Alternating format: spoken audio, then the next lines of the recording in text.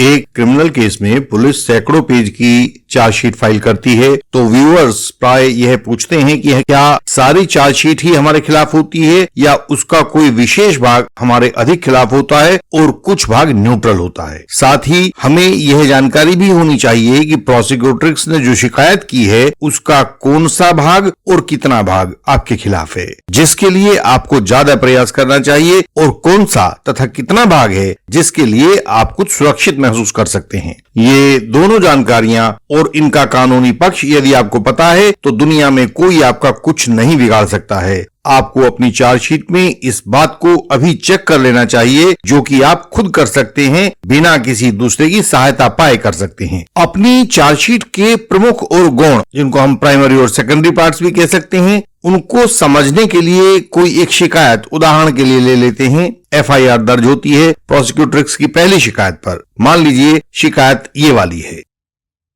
मेरी आरोपी के साथ 2015 में फेसबुक पर मुलाकात हुई थी। तब एक दिन इसने मुझे होटल में बुलाया और कोल्ड ड्रिंक पिलाया, जिसे पीकर मैं बेहोश हो गई। तब इसने मेरी मर्जी के बिना मेरा रेप कर दिया। मेरी पिक्स एंड वीडियोस बना ली। उन्हें वायरल करने की धमकी देकर यह मुझे अलग अलग टाइम पर बुलाता रहा और मेरे साथ वही व्यवहार करता रहा। पिछले महीने की 3 तारीख को इसने मुझे एक फ्लैट में बुलाया तथा मेरा रेप किया। उसके बाद इसने मुझे परसों 17 तारीख को होटल मूनलाइट में बुलाया और फिर भी इसने मेरा रेप किया। अब आखिरकार मैं आपके पास सहायता के लिए आई हूं, उसके खिलाफ कानूनी एक्शन लिया जाए। जब आपको चार्जशीट मिलती है तो आप 90% मामलों में देखेंगे कि 2015 वाली जो पहली घटना इस शिकायत में बताई गई है, उस घटना के बाबत पुलिस ने कोई साइड प्लान नहीं बनाया होगा, उस होटल का बिल नहीं लिया होगा जिसमें कोल्ड ड्रिंक्स मंगवाया गया हो, उस डॉक्टर का बयान नहीं होगा जिसने उस प्रोसिक्यूटर्स की मूर्छा का इलाज किया हो, उसने उस स्थान का साइड प्लान भी नहीं बनाया होगा जिस स्थान पर कथित पिक्स एंड वीडियोस बनाए जाने का आरोप है। इसका सीधा सा अर्थ है कि पहले रेप पर और उसके आरोप पर पुलिस ने कोई इन्वेस्टिगेशन नहीं किया है। किसी आरोप को साबित करने के बारे में जो day, date, time, place and person की जानकारी होनी चाहिए, वह इस चार्जशीट में उस पहले आरोप के मुतालिक उस पहले आरोप के संबंध में नहीं है। होटल मैनेजर या वेटर किसी का कोई बयान, सीसीटीवी फुटेज नहीं है, उस पर कुछ भी तफ्तीश नहीं हुई है, तो इसका अर्थ यह है कि आप इस आरोप को गौण मान सकते हैं, अर्थात सेकेंडरी मान सकते हैं। तो इसके क्रॉस एग्जामिनेशन में यकीनन इस आरोप पर जोर नहीं रहने वाला है। यदि आप इसे प्रमुख या प्राइमरी चार्ज की तरह मानकर इस पर जरूरत से अधिक क्रॉस करते हैं तो आप अपनी ऊर्जा, समय और संसाधन सबको नष्ट करते हैं। इस पर प्रोसिक्यूटर से कुछ सामान्य से सवाल करना पर्याप्त है। जैसे मैं कुछ एक सवाल आपको यहां उदाहरण के रूप में दिखाता हूं।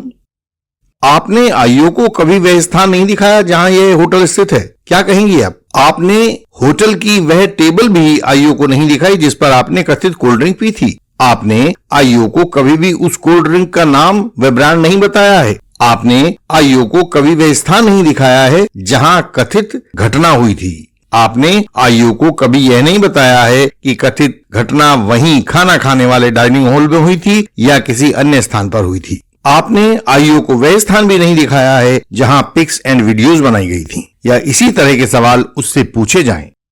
यदि वह प्रोसिक्यूटर्स कहे कि बताया था तो उसे रिकॉर्ड के साथ कन्फ्रंट करें जहां यह जानकारी उपलब्ध नहीं है, और यदि वह कहती है कि हां नहीं बताया था तो उसका आरोप एक झूठा आरोप साबित हो जाता है। यहां दोनों तरफ से आपको सफलता मिलती है। आप ध्यान से देखेंगे, रेप की पहली कथित घटना के बाद भी उसके बुलाने और रेप करने पर पुलिस का ऐसा ही रुख आपको देखने को मिलेगा। किसी भी घटना के बारे में कोई day, date, time, place and person नहीं दिया गया है, कुछ भी स्पेसिफिक नहीं है, तो ऐसी घटनाओं के आरोप को आप बिल्कुल गौण मान सकते हैं, बिल्कुल सेकेंडरी मान सकते हैं। अगला आरोप था कि पिछले महीने की 3 तारीख की तीसरी घटना पर भी उसने मुझे बुलाया और मेरे साथ यही सब किया, एक फ्लैट के अंदर किया। इस पिछली घटना की 3 तारीख की तीसरी घटना पर भी हम यही इन्वेस्टिगेशन का तौर तरीका देखने को पाते हैं। कोई भी व्यक्ति केवल एक बार में नई जगह जाकर उस स्थान को दोबारा से पहचान नहीं सकता है, तो ज्यादातर चांस यही है कि प्रोसिक्यूटर्स ने उस फ्लैट का कोई विवरण वेरीफाई नहीं करवाया होगा। वहां भी इन्वेस्टिगेशन के नाम पर आईओ द्वारा लीपापोती ही अधिक मिलेगी, और हमारा अनुमान है कि परसों 17 तारीख वाले आरोप की पुलिस जांच पूरी मिलेगी। होटल मूनलाइट का साइट प्लान मिलेगा, रूम का साइट प्लान मिलेगा,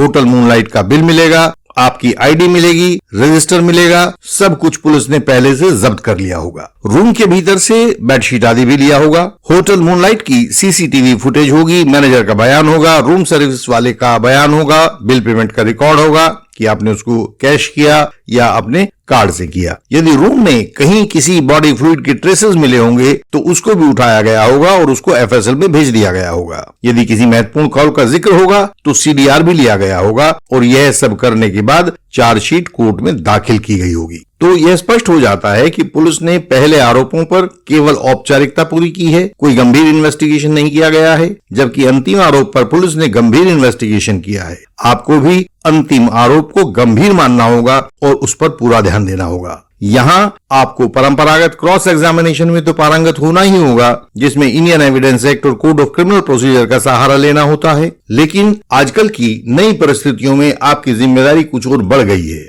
इंफॉर्मेशन टेक्नोलॉजी तथा क्लाउड कंप्यूटिंग आदि के सिद्धांतों को भी जानना होगा। यह भी जानना होगा कि मोबाइल फोन और कंप्यूटर लैपटॉप द्वारा इंटरनेट सर्फिंग में क्या मौलिक अंतर होता है। आपकी जानकारी के लिए बताना चाहूंगा कि मोबाइल फोन की मेमोरी और कंप्यूटर लैपटॉप की मेमोरी अलग अलग तरह से व्यवहार करती हैं। मोबाइल फोन की अधिकांश मेमोरी वोलेटाइल मेमोरी होती है जो उसके रैम के कारण होती है, इसीलिए अधिक रैम वाले फोन्स की डिमांड आजकल बढ़ गई है। जबकि कंप्यूटर या लैपटॉप की मेमोरी रैम के साथ साथ रोम वाले हिस्से को भी इस्तेमाल कर लेती है और उसमें टेम्पोरेरीली कुछ समय के लिए HDD के कुछ भाग को हम चाहें तो रैम में बदलकर काम चला सकते हैं। तो जो भी आपके प्रमुख आरोप हैं उसके लिए इन सब बिंदुओं पर पूरी तरह तैयारी करें। यह ध्यान रखें कि आपका क्लाइंट आपके लिए मछली की आंख है, उसका हित हो यही आपको ध्यान रखना है और अधिकतम हित हो इसके लिए आपको मेहनत करनी है। तो इस वीडियो में आज हमने यही आपको बताया है कि किस तरह से अपनी पूरी चार्जशीट के आप अलग अलग पार्ट्स बना लीजिए, अलग अलग हिस्से बना लीजिए और देखिए कि उनमें से किस हिस्से को प्राइमरी हिस्सा माना जाए जिसके ऊपर हमें पूरी गंभीरता से क्रॉस एग्जामिनेशन करना है और किस हिस्से को हमें गौण माना जाए या कुछ कम इंपॉर्टेंस वाला माना जाए जिसके क्रॉस एग्जामिनेशन पर हमें उतनी ऊर्जा, उतना समय और उतने संसाधन नहीं लगाने हैं। यह डिवीजन ऑफ वर्क अगर आप कर लेते हैं तो आपके लिए पूरे ट्रायल में कहीं कोई मुश्किल बाकी नहीं रहने वाली है। हमने 2024 में अलग अलग राज्यों के 15 एडवोकेट्स के साथ मिलकर एक एडवोकेट पार्टनरशिप प्रोग्राम का ट्रायल किया था। इसमें हमने अपने पार्टनर एडवोकेट्स को कहा था कि वे केवल बैठकर हमें केस की भीतरी संरचना, उसके तथ्य और फैक्ट्स आदि को समझा दें। बाकी सारा काम जैसे क्रॉस एग्जामिनेशन, आर्गुमेंट्स वगैरह इंडियन लीगल सिस्टम को करने दें। उन साथी एडवोकेट्स ने जिन्होंने पार्टनरशिप प्रोग्राम का लाभ उठाया है उन्होंने इसे स्वीकार किया। वे लोग साथी एडवोकेट से पार्टनर एडवोकेट्स बन गए।